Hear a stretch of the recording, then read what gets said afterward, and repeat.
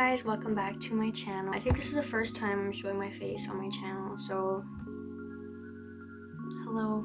I'm really excited because this video is going to be episode 1 of a mini little room makeover series I'm working on this summer.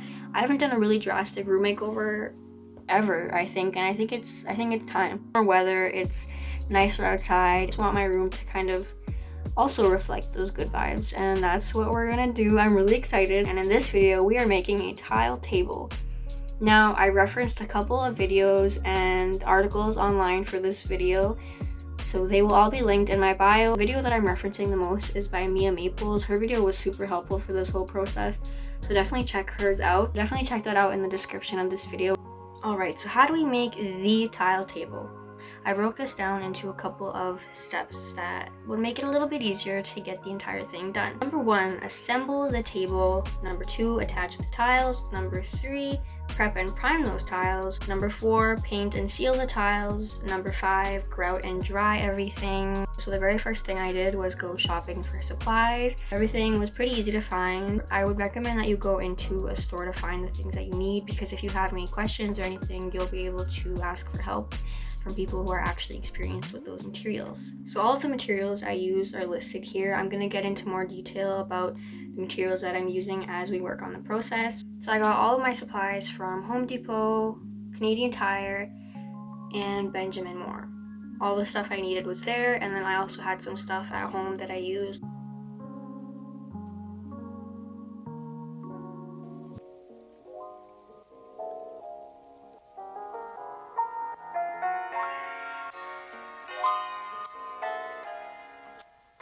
So I already had a piece of wood at home that I wanted to use. It was the perfect length and width for the size of the table I wanted, because I really wanted more of a larger table instead of more of a side table. I wanted at least my laptop to fit on it, so I made sure to get it a little bit larger.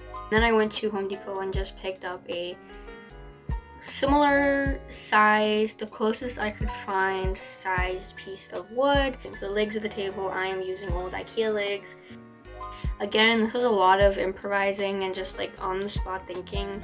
I didn't go in with a plan or anything, like I just kind of did it. So if you want to be proper about this, I definitely recommend you do your research and actually plan how to make a table. But this is how I did it, and it came out fine. And I just want to reiterate, this is the first time I've done this.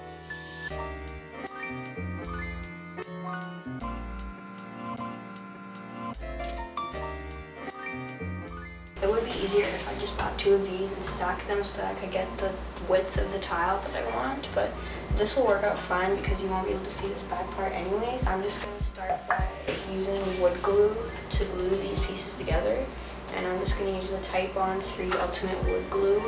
Stick these together, put some heavy stuff on it, let it sit, and then I'm going to go and saw these.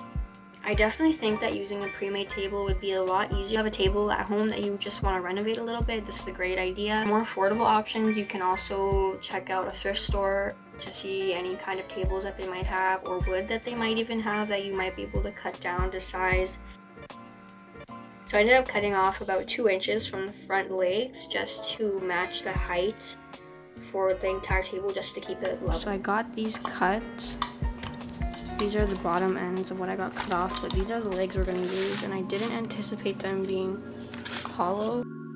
So basically I just took the 2 pieces of wood for the surface top of the table, I glued them together using some wood glue, and I let it dry completely. Really generous with the wood glue as well, just to make sure it all stuck together.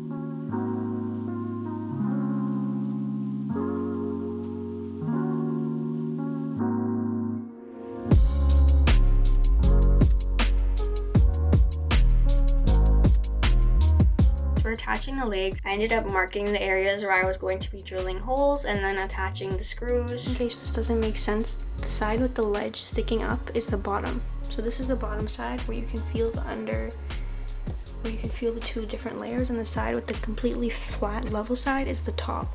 So this is the side where we're going to stick the legs on. And all I'm doing is just putting each leg on each corner and then using a pencil crayon to mark it. Then I'm also going to be marking 2 spots for holes where I can fill this up. I did this on the front side just as a marking to let the other side dry, but now I'm going to do it on the actual bottom side as well. The longer back legs will make up for the fact that this ledge is missing on that end.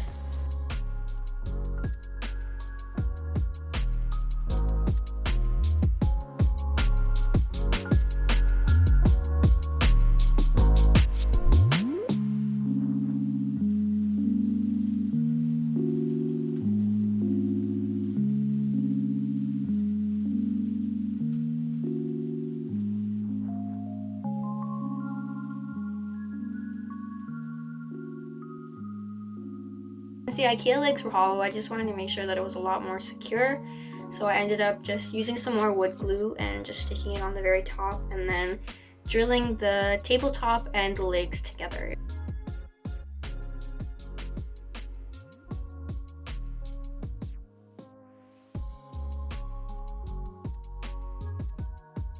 All I did was take an X-Acto knife and then cut all the pieces to size. The tiles that you're cutting end up being an end piece on the entire tabletop. Make sure that you just cut the notches so that you don't have these weird lumps and bumps on the entire thing, because I ended up not catching that right away, and it's not that noticeable, but if you look close enough you can definitely see it. So if that's something that's going to bother you, definitely look out for that.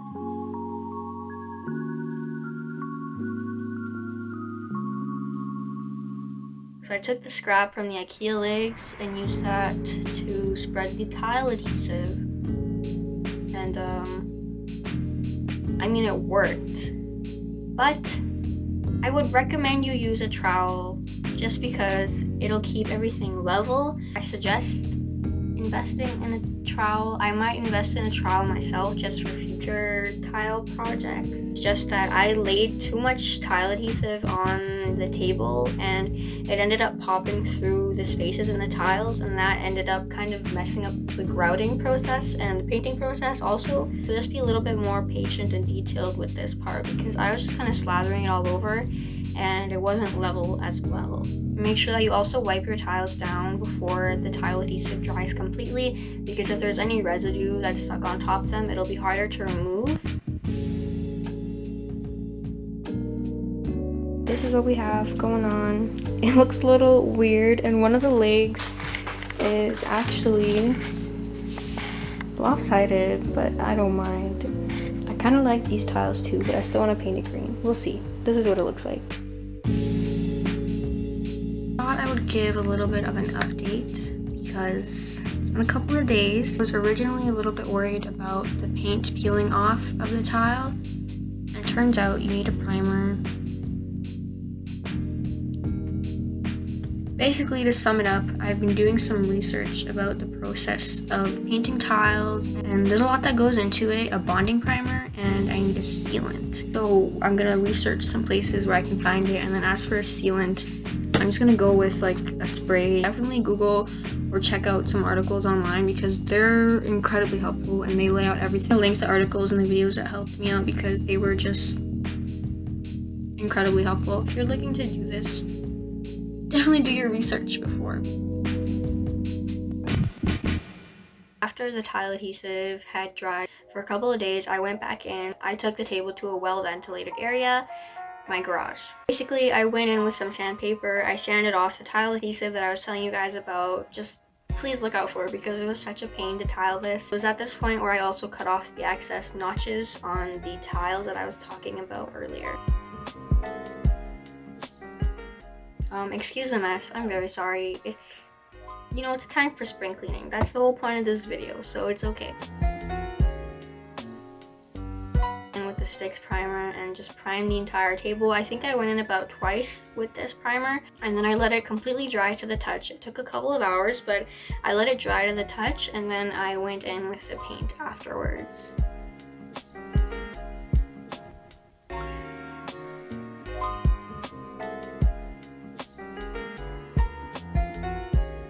You can use the paintbrush to go into more detailed areas and just get a little bit more in the crevices of the tiles.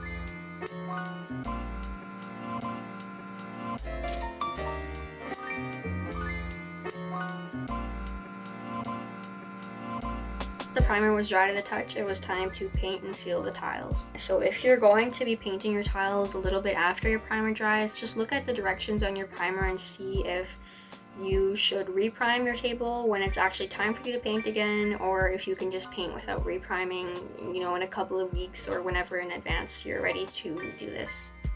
But with painting, I pretty much did the same thing. I did 2 generous coats of paint over the entire thing. I used the paintbrush to help me out a little bit, and it was really easy, but it did take a long time.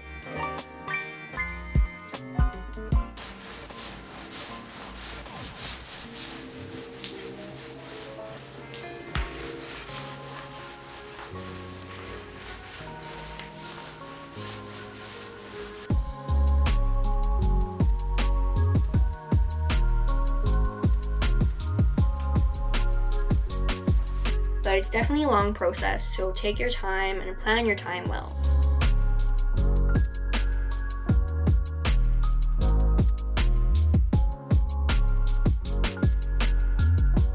As the paint had dried, the next day I went in with this Rust-Oleum Painter's Touch clear gloss spray paint. This stuff works really well, but I think there's a lot of different ones that you can use. Just make sure that you seal the paint in so that it doesn't chip or anything. I was really generous with the spray paint. I think I used most of the can on this thing, just generously coating every tile, and because I really didn't want it to chip off or anything. But when you do that, also be careful. If you put too much of the spray paint on at once, you're gonna get a little bit of dripping on the tiles, especially on the legs, and you might see some yellowing. So just be careful with that.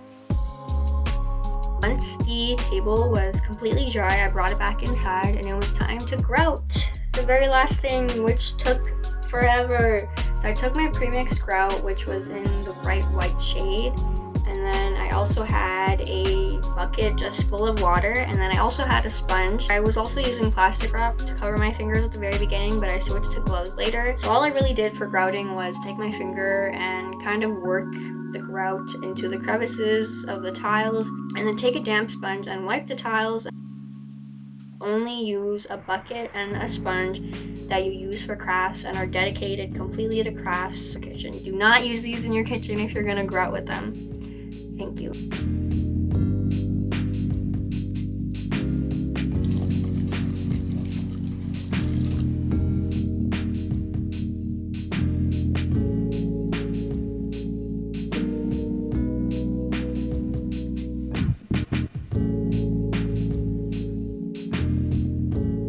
But I would also recommend that you don't use too much water or make your sponge too damp, because then your grout will start lifting between the tiles. It'll become really watery and hard to work with.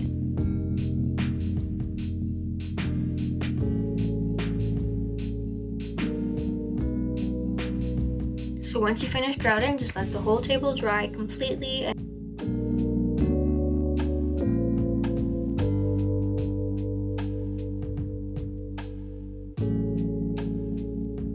Before I show you the final reveal though, we have a couple more things to do. I found these wood plaques and this box from the dollar store. I ended up just taking the metal hardware off of the wood plank and using that as the coaster because I couldn't find a perfectly square wooden object. The tile size for each piece, and then I laid down the tile adhesive with my makeshift trowel.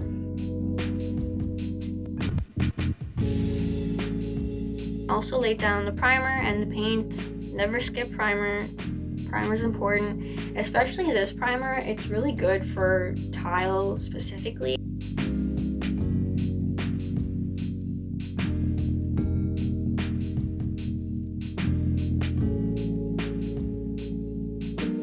Paint dried, I ended up just going in with the sealant. I was really generous with this again. I just went over the top coat and let it dry completely. What I did was grout everything and it came out really good. I'm actually really happy with how these pieces look. The nightstand is really cute. The thing I want to mention though with the coaster, just as a warning, be careful when you use it, because I know some coasters kind of suction to the bottom of cups when you lift them. So if you want it to be really durable and maybe not stick to the cup, I think there's certain sprays that you can look into. Just be careful, because I don't want you to do this project, lift your cup, and then everything spill over your laptop or something like that. Just be careful is all I'm saying. The thing left to do was to just add some final touches to the decor. So I ended up buying these storage crates online. I got them from Indigo and the brand is We. You can also get these from, the original brand that blew up is Hay Crates. They're called Hay Crates. So if you're looking for those, you can find them there, but I just ended up getting these from Indigo. I'm using these just to organize my everyday makeup and things that I reach for pretty frequently, so I can sit down in front of my window and do my makeup by the tile table. I think it honestly looks really cute, and I love the colors, and it's taking everything in me to not buy a bunch of other colors from the Hay Crate brand, so we'll see what happens. Kind of set those up on my desk with some old paintings that I painted a while ago. I added a bubble candle just to make it all cute.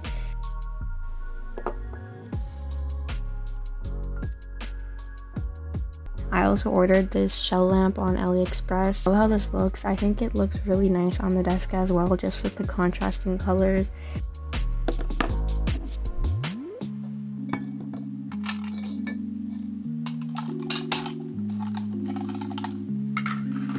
As for the mini nightstand, I put another storage crate beside it for some space on my desk. I really like how this came out.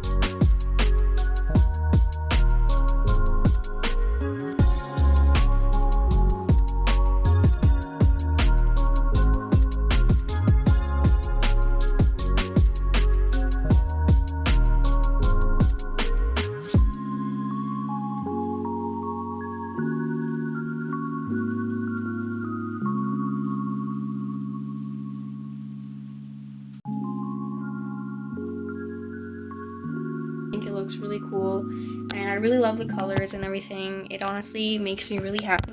The right choice. I was honestly really hesitant with this color, but I'm really glad I picked it because I think it's like the perfect, it's like a little muted, but it's also enough of a pop-up color to make the room look brighter, which is what I needed, honestly. Then, the table might sink over time because it's so heavy, so just keep that in mind is all with the stuff that you buy.